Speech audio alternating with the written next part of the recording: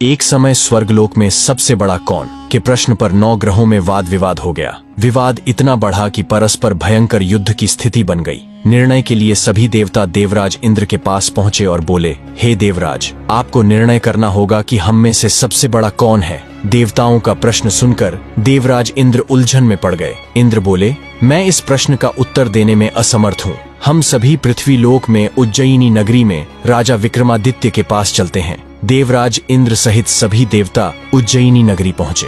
महल में पहुंचकर जब देवताओं ने उनसे अपना प्रश्न पूछा तो राजा विक्रमादित्य भी कुछ देर के लिए परेशान हो उठे, क्योंकि सभी देवता अपनी अपनी शक्तियों के कारण महान थे। किसी को भी छोटा या बड़ा कह देने से उनके क्रोध के प्रकोप से भयंकर हानि पहुंच सकती थी। अचानक राजा विक्रमादित्य को एक उपाय सूझा और उन्होंने विभिन्न धातुओं सोने, चांदी, कांसा, तांबा, सीसा, रांगा, जस्ता, अभ्रक व लोहे के 9 आसन बनवाए। धातुओं के गुणों के अनुसार सभी आसनों को एक दूसरे के पीछे रखवाकर उन्होंने देवताओं को अपने अपने सिंहासन पर बैठने को कहा। देवताओं के बैठने के बाद राजा विक्रमादित्य ने कहा, आपका निर्णय तो स्वयं हो गया। जो सबसे पहले सिंहासन पर विराजमान है वही सबसे बड़ा है। राजा विक्रमादित्य के निर्णय को सुनकर शनि देवता ने सबसे पीछे आसन पर बैठने के कारण अपने को छोटा जानकर क्रोधित होकर कहा, राजा विक्रमादित्य, तुमने मुझे सबसे पीछे बैठाकर मेरा अपमान किया है। तुम मेरी शक्तियों से परिचित नहीं हो।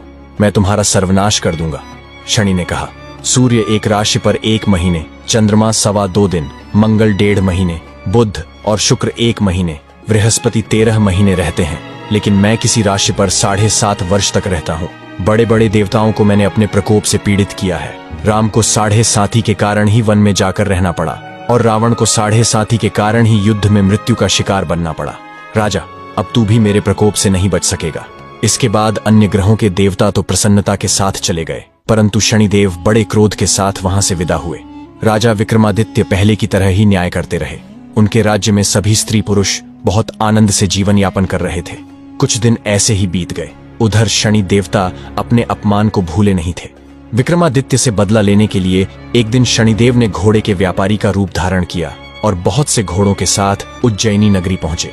राजा विक्रमादित्य ने राज्य में किसी घोड़े के व्यापारी के आने का समाचार सुना तो अपने अश्वपाल को कुछ घोड़े खरीदने के लिए भेजा। घोड़े बहुत कीमती थे। अश्वपाल ने जब वापस लौटकर इस संबंध में बताया तो राजा विक्रमादित्य ने स्वयं आकर एक सुंदर व शक्तिशाली घोड़े को पसंद किया। घोड़े की चाल देखने के लिए राजा उस घोड़े पर सवार हुए तो वह घोड़ा बिजली की गति से दौड़ पड़ा। तेजी से दौड़ता घोड़ा राजा को दूर एक जंगल में ले गया और फिर राजा को वहां गिराकर जंगल में कहीं गायब हो गया। राजा अपने नगर को लौटने के लिए जंगल में भटकने लगा, लेकिन उन्हें लौटने का कोई रास्ता नहीं मिला।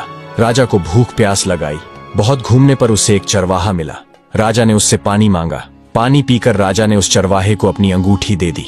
फिर उससे रास्ता पूछकर वह जंगल से निकलकर पास के नगर में पहुंचा। राजा ने एक सेठ की दुकान पर बैठकर कुछ देर आराम किया। उस सेठ ने राजा से बातचीत की तो राजा ने उसे बताया कि मैं उज्जयिनी नगरी से आया हूँ। राजा के कुछ देर दुकान पर बैठने से सेठ जी की बहुत बिक्री हुई। सेठ ने राजा को बहुत भाग्यवान समझा और खुश होकर उसे अपने घर भोजन के लिए ले गया।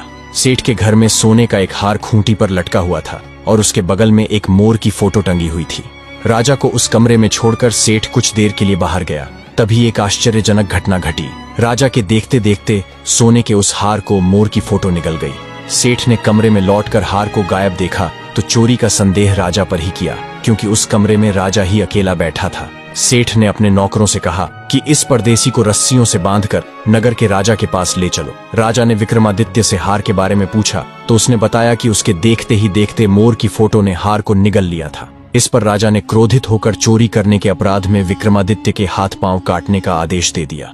राजा विक्रमादित्य के हाथ पांव काटकर उसे नगर की सड़क पर छोड़ दिया गया। कुछ दिन बाद एक तेली उसे उठाकर अपने घर ले गया और उसे अपने बैल पर बैठा दिया।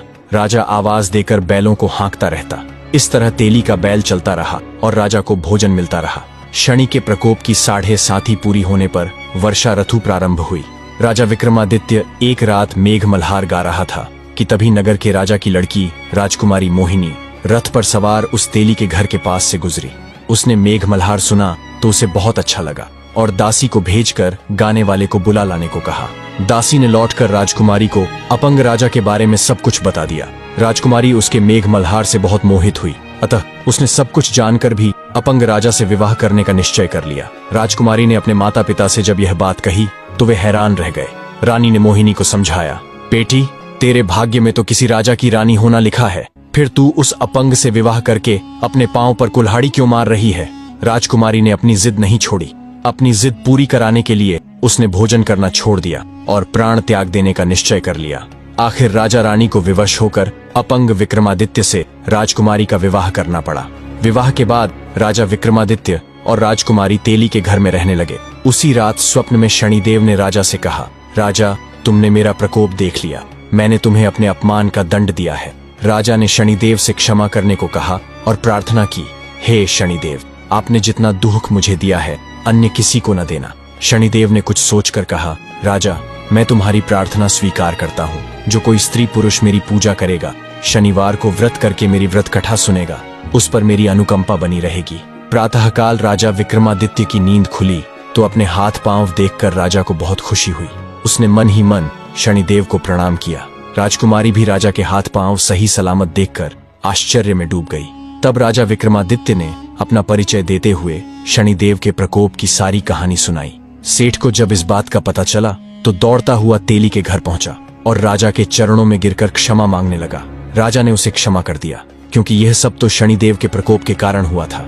सेठ राजा को अपने घर ले गया और उसे भोजन कराया। भोजन करते समय वहां एक आश्चर्यजनक घटना घटी। सबके देखते देखते उस मोर के फोटो ने हार उगल दिया।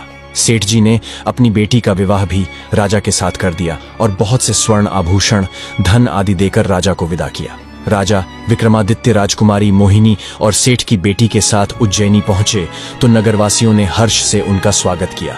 अगले दिन राजा विक्रमादित्य ने पूरे राज्य में घोषणा कराई कि शनिदेव सब देवों में सर्वश्रेष्ठ हैं। प्रत्येक स्त्री पुरुष शनिवार को उनका व्रत करें और व्रत कथा अवश्य सुने। राजा विक्रमादित्य की घोषणा से शनिदेव बहुत प्रसन्न हुए। शनिवार का व्रत करने और व्रत कथा सुनने के कारण सभी लोगों की मनोकामनाएं शनिदेव की अनुकंपा से पूरी होने लगीं। सभी लोग आनंद पूर्वक रहने लगे।